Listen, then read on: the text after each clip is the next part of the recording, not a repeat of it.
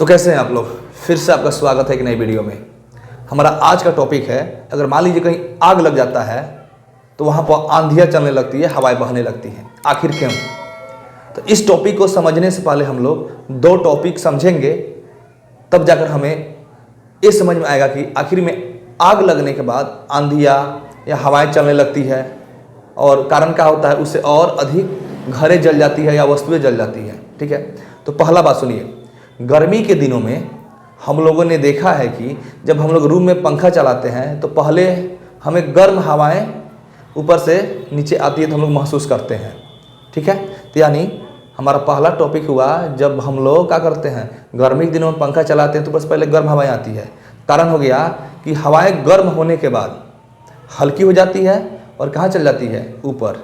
ठीक है, दूसरा बात समझिए। हमने देखा होगा हमारे गांव के आसपास में या हमारे माताएं बहनें जो खाना बनाती हैं लकड़ी से, वहाँ पे आग लगता है धीरा जलने, मतलब अच्छे से नहीं जल पाता है तो लगती है मुंह से फूंक मारने। उससे क्या होता है ना, आग तेज़ी से जलने लगता है। तो दूसरा कारण हुआ क्या चीज़, जब फूंक मारा जाता है तो आग क्या होता है, तेज़ी से जलने लगता है। यानी कहीं ना कोई कुछ कारण है हवा में, जब फूंक मारते हैं तो आग तेज़ी से पकड़ लेता है।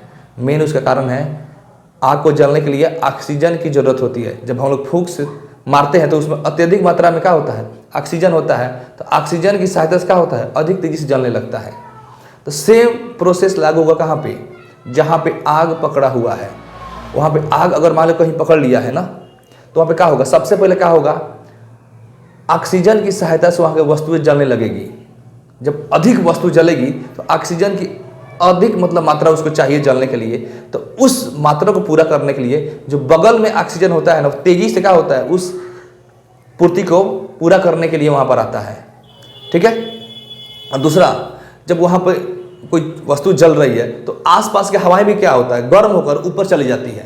तो यहाँ पर दो प्रोसेस हुआ, आग को जलने के लिए ऑक्सीजन की जरूरत होती है और जो हवा आसपास में गर्म हो गया है वो ऊपर चला गया, उसको भी भरने के लिए हवा की जरूरत होगी। तो उसी सब कमी को पूरा करने के लिए आसपास से जितने भी ऑक्सीजन होता है वो क्या होता है, तेजी से वहाँ पर क्या होता है, आता है।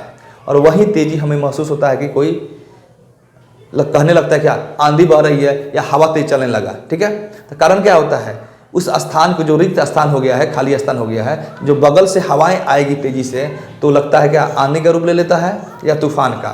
तो इस तरह से जब भी कहीं आग पकड़ता है तो हवाएं और या आंधियाँ चलने लगती है। तो मैं आशा करता हूं कि आप लोग को ये टॉपिक अच्छा तरह से समझ में आ गया होगा। ठीक है, इसी तरह का वीडियो पाने के लिए आप लोग हमारे चैनल को सब्सक्राइब कीजिए और वीडियो को लाइक कीजिए, शेयर कीजिए। चलिए हम लोग फिर से मिलते हैं एक नए वीडियो में, तब तक के लिए जय हिंद।